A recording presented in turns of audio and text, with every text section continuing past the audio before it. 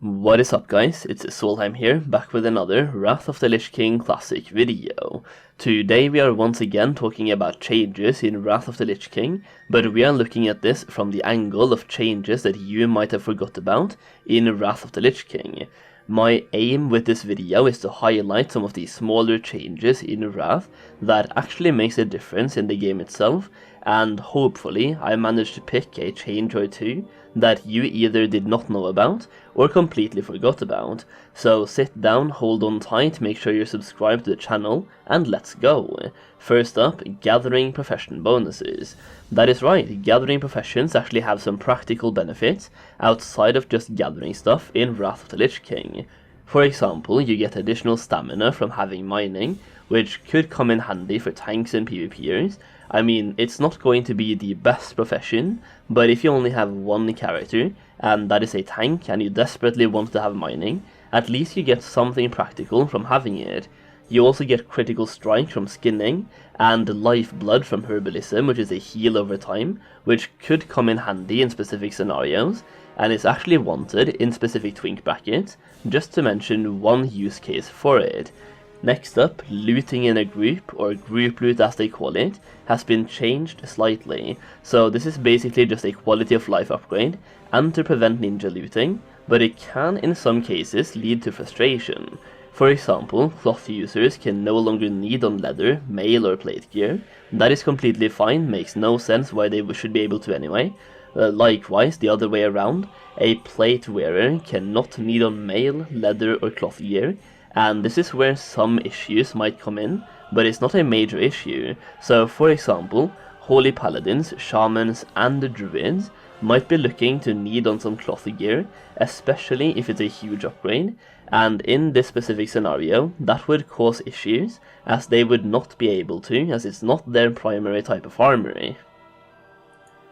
Also, we now have a disenchant option, so if anyone in the group has enchanting, if you do not need the item, you can vote to disenchant it, and if you win the roll, it will be automatically disenchanted for you, practically allowing you to disenchant items without actually having enchanting. Now, before we move on to change number 3, I got a huge announcement. I have made and finally published my own goldmaking guide for Wrath of the Lich King Classic. It might be a little bit early still, but I've spent so much time on this guide, and I honestly want to hear your thoughts on it and your feedback.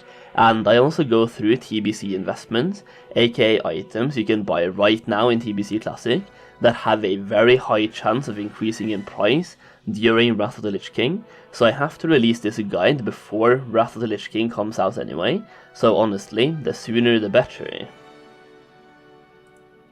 I was actually going to wait until next week, as my birthday is actually next week, so that would be kinda symbolic, but I'm finally happy with the current information that is in the guide, to the point where I've decided now is the time to publish it. Keep in mind that this is not the final version of the guide. I'm going to keep working on it for a long while. I am honestly so happy with how it turned out so far.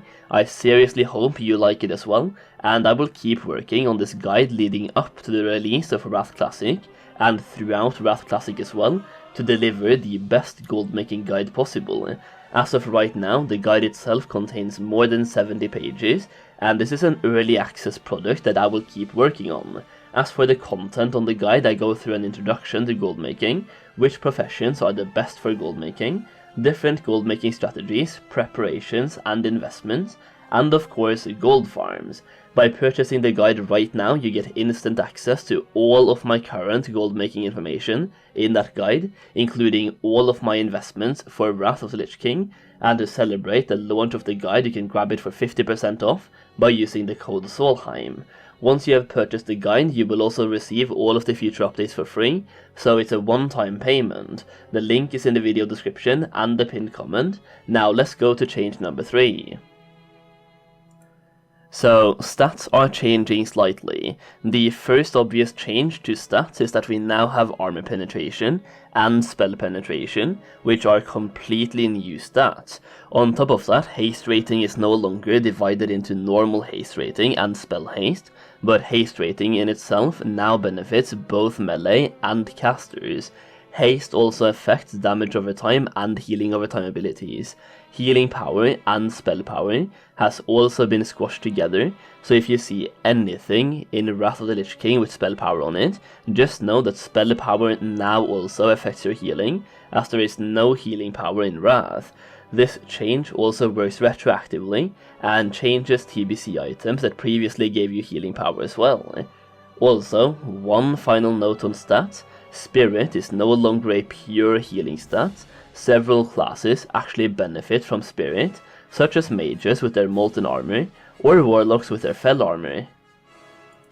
Okay, mounts. This one is for you mount collectors out there, or maybe you've been playing both Classic WoW and TBC Classic, and you've passively hoarded up a couple of mounts over the years, and they're starting to take up both bag space and bank space.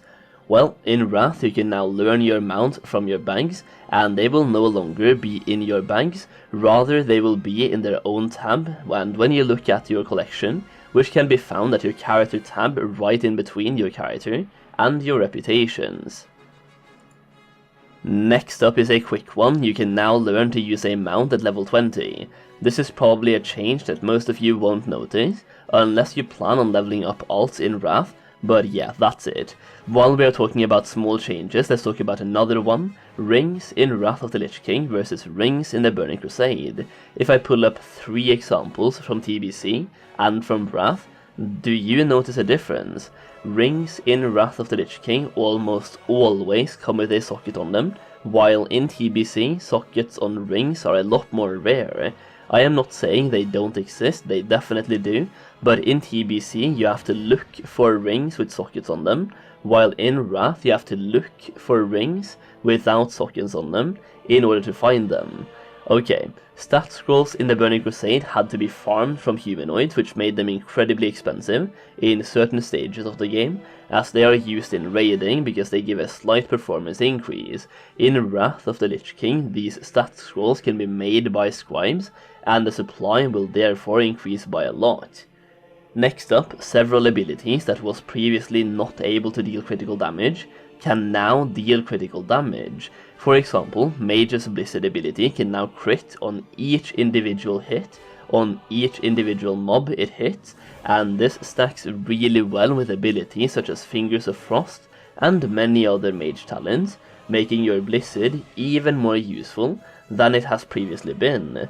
Damage over time abilities can also deal critical strikes now, meaning that Affliction of Warlocks and Shadow Priests especially will be able to deal even more damage than they were previously able to, and they also benefit a lot more from having crit on their gear. Another small change to some, but a huge change to others, is the addition of barbershops in Wrath of the Lich King. Barbershops allows you to change the look of your character, but only in the face area. It's a barbershop after all, you can't visit the barbershop as a human and come out as an orc. Either way, a nice quality of life upgrade, and definitely an upgrade when it comes to the vanity aspect of the game.